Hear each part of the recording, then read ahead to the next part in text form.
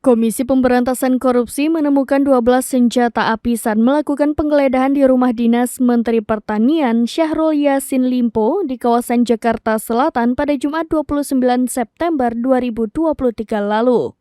Kini, semua senpi itu telah dititipkan ke Polda Metro Jaya. Kabar itu pun dibenarkan Kabid Humas Polda Metro Jaya, Kombes Trunoyudo Wisnu Andiko. Terkait hal itu, Direktorat Intelkam Polda Metro Jaya akan berkoordinasi dengan Baintelkam Polri. Selain itu, kepolisian juga akan melakukan koordinasi bersama dengan KPK.